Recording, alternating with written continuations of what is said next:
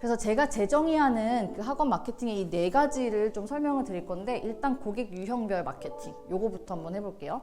보통 이렇게는 나눠요. 요즘에 혹시 들어보셨어요? 잠재 고객, 고객, 단골, 찐팬. 잠재 고객이 한번 구매하면 고객이 되고, 고객이 매월 오면 우리 단골 된 거죠.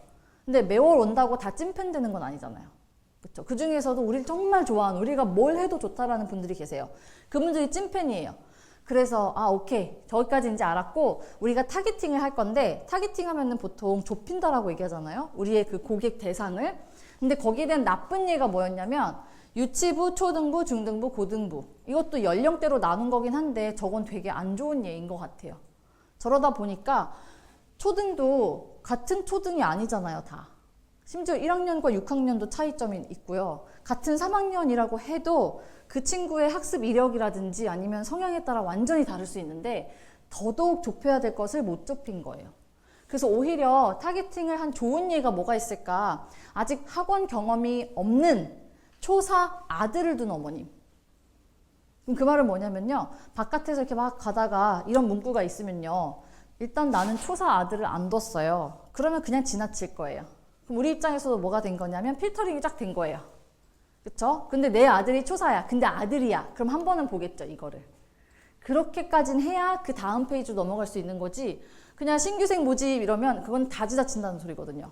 네, 그래서 타겟팅을 하실 때는 이렇게까지 그 아이의 상황에 맞는, 그리고 학부모님의 입장에 맞는 문구로 일단은 타겟팅을 하셔야 된다. 그 정도로 좁히셔야 된다라는 얘기를 하고 싶었어요. 생각 포인트가, 잠재 고객은요, 우리 수업이랑 관리가 좋은지 판단 못 하잖아요. 고객만 할 수 있죠.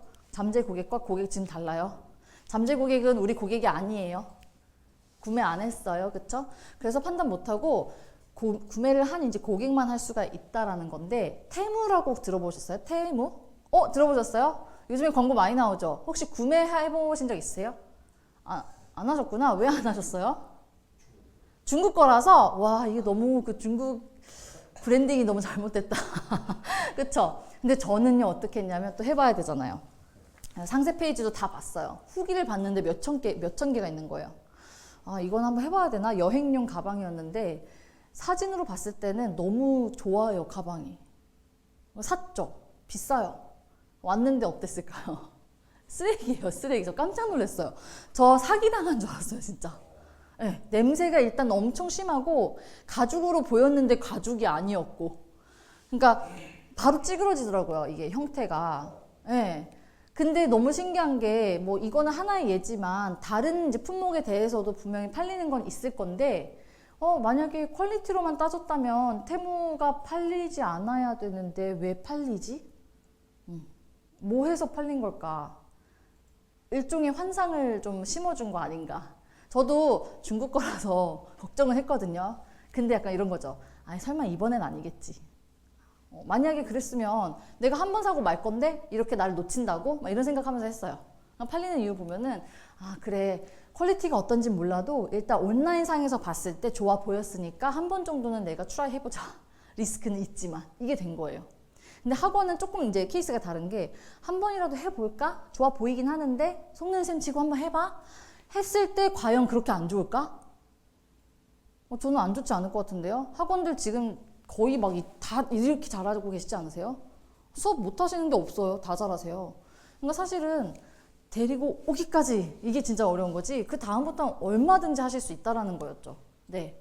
그래서 우리가 타겟팅 하기가 이제 어렵다라고 하면 왜 어려운지 그걸 생각해 보니까, 내가 그 부류가 아니라서. 내가 소비자였을 때를 생각해야 되는데 난 자꾸 그 공급자의 마인드죠. 판매하려고 하는 사람 입장이다 보니까 자꾸 안 되는 거예요.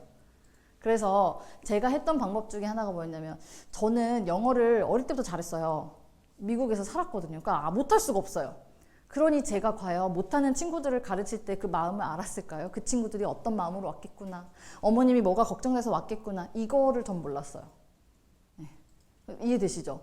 근데 그럼 그렇게 따지면 모든 강사분들, 그리고 또 강사 출신의 원장님들은 그 해당 과목을 잘 알고 계시기 때문에 내가 옛날에 못했을 때가 어땠지? 이거 사실 기억하기 좀 힘드실 거예요. 그리고 그 못한다고 생각되는 아이들을 자녀로 둔 부모님의 입장을 잘 모르실 거예요. 그 소비자 부류가 아니라서. 그래서 뭘 해봤냐면, 제가 학생들이랑 수업을 하면서 관찰을 했어요. 저 친구들은 어떤 특징을 갖고 있다. 왜 자꾸 A를 U처럼 쓰지? 이런 것들. 그 관찰을 해가지고 그냥 그걸 문장으로 써내리기 시작했어요.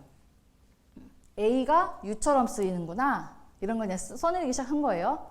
그렇게 됐더니 문제와 이제 해결책 둘 다 드러나는 그런 문구들이 나오더라고요.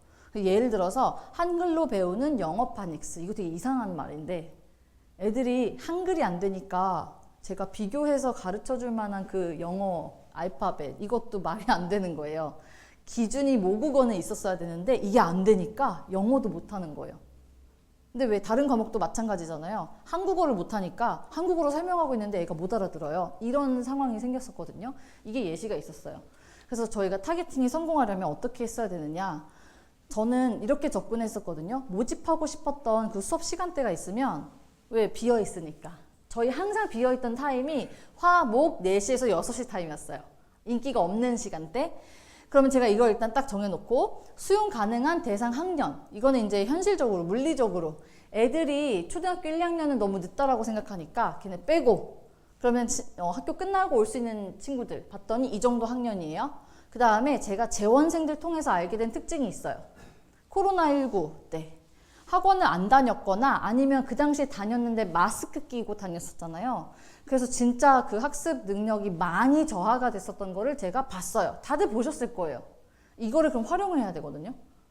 그래서 이런 상황인데 문제와 해결책을 나는 함께 제시를 해야 되잖아. 그래서 어떻게 했느냐. 파닉스가 가장 어렵다? 어렵다라고 생각 안 하시잖아요. 영어를 안 하셔도 이거는 아마 맞히실 거예요. 파닉스가 어렵다고 알고 계세요? 파닉스? 가장 쉽고 기초 단계에서 하는 거잖아요. 그렇죠? 근데 저는 어렵다라고 얘기했어요. 이게 어려워요. 그리고 코로나19로 놓친 학기 초 우리 아이 파닉스. 하지만 그보다 더 중요한 게 뭐냐? 이렇게 접근했어요. 그래서 파닉스 증문즉답 아까 요걸로 아에 이오 우다라고 생각하셨잖아요. 그래서 제가 이거 아니에요. 완전 다 틀렸어요. 그리고 뭘 알려드렸냐면 만약에 아에 이오 우라고 했으면요. 이거 어떻게 읽어야 돼요? 이거 어떻게 읽어야 돼요? 아라고 했으면 칸이에요. 그쵸? 또 펜이고 빈이고 이건 톱이라고 해야 되겠고 우니까 굿이라고 해야 되는데요. 틀렸잖아요. 이해되시죠? 어머님들이 이것만 다 보고도 어머 뭐야? 이러셨어요. 너무 신기하죠? 그래서 실제로는 아예 이오가 아니라 에, 이, 아, 어예요 어머님. 이것부터 알려드렸어요. 그랬더니 저희가 어떤 식으로 파닉스 수업을 하고 파닉스 책을 뭐를 쓰고 있고 뭐 몇 분 동안 하고 이거 얘기를 하나도 안 했는데 등록을 하시는 거예요. 그거를 경험해보고 어머님들이 정말 생각도 못했던 것들을 캐치해내야 되는데 내가 그걸 할 수 있는 방법이 뭐가 있었느냐? 나는 마케터가 아닌데 그쵸? 애들이랑 이 호흡을 주고받으면서 그 경험 속에서 관찰한 걸 가지고 인사이트로 바꿔봐야겠다. 이 과정이 계속 있었던 거예요. 생각을 자꾸 했다라는 게. 또 파닉스는 초등학교 저학년을 위한 수업이다? 보통 그렇게 생각하잖아요. 1학년 때 해야 되는 거, 2학년 때 아니면 유치부에서 해야 되는 거. 저 이것도 어렵다라고 얘기했잖아요. 단어 수준이랑 이게 같이 가야 되는데 이거 다 같은 의미인 거 아세요? buy랑 purchase, 사다, 구매하다. 먹다, 소비하다, 그러니까 섭취하다. 다 같은 의미죠, 사실. 근데 수준이 좀 다르게 된 거예요. 그러면 처음에 원장님들은 읽으실 수 있겠지만 요거는 아마 어린애들 입장에서는 아무리 파닉스를 배웠다고 해도 못 읽는 단어들인 거예요. 그래서 매 단계에서 배워야 되는 게 파닉스였구나. 이렇게 약간 생각을 바꾼 거죠. 틀을 바꾼 거죠. 또 영어 단어나 책을 읽을 때 발음을 흐리네요. 이게 애들 관찰했을 때 나왔던 거거든요. 근데 왜 그런지를 봐야 되겠죠. 왜 흐리는 건지. 놀라워요. 근데 알고 봤더니 자음만 습득했네 얘는. 그러니까 B, C, D 이것만 습득을 했구나. 나머지는 공부를 안 했네. 그러니까 클, 풀, 추 이런 거 안 했구나. 근데 이거 문장만 지금 잘 보시면 우리가 전문가라는 게 느껴지게끔 해놓은 거예요.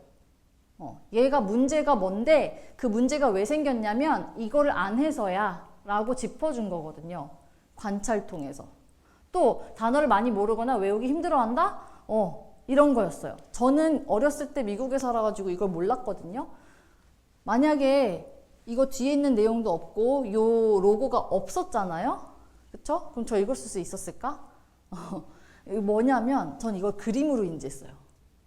한자를 아는 게 아니라 그림으로. 그래서 어디 가서든 저게 보이면 대충 현대겠지 이랬던 거고, 앞뒤로 딴 게 들어가 있으면 저게 현대인지 제가 알 수가 없어요. 근데 애들이 똑같은 거예요. 애들은 이렇게 긴 단어를 기똥차게 읽거든요. 그러니까 어머님들이 착각을 하세요. 와, 우리 애 영어 너무 잘해. 근데 알고 봤더니 이걸 읽는 게 아니었어요. 그림으로 인지했더라고요. 그러니까 딱 대충 보면은 뭐 보고 읽는 게 아니에요. 바로 냉장고라고 얘기해버려요. 너무 신기하죠. 그래서 제가 이렇게 어려운 것도 읽었는데 그럼 더 쉬운 걸 알려줘야겠다 해가지고 갤러리라는 걸 썼어요. 영어로. G-A-L-L-E-R-Y 이렇게 썼는데 애가 어떻게 읽었느냐? 고릴라라고 읽더라고요. 이해되시죠? 비슷하게 뭔가 자음이 들어가 있으니까 그럼 문제가 있네. 애들이 잘한다고 생각을 하게끔 배워놓은 거예요. 애들이 그냥 그림으로 인지한 거. 그건 진짜 읽은 게 아닌데. 그래서 파닉스 분명 배웠는데 레벨 테스트 어디 가서 볼 때마다 안 돼 있다는 말을 자꾸 듣잖아요. 그쵸? 그것도 뭐지? 고민해보니까 책을 다 진도 나가기는 했네. 하지만 실제로 이거를 내가 알아서 규칙대로 읽고 쓰고 할 수 있느냐는 아니구나. 어머님들한테 그렇게 접근해드렸어요. 이렇게 하니까 기대를 하시는 거예요. 이렇게까지 문제를 알고 있고 원인이 뭔지 알고 있으면 잘 가르치겠지라는 생각을 하고 계신 거예요. 기대감. 그러니까 파닉스 수업이 너무 잘 됐어요. 이걸로 거의 애들 다 데리고 왔다고 해도 될 정도로. 그리고 저희는 고학년 파닉스를 만든 거죠. 고학년. 중학생들도 해주고요.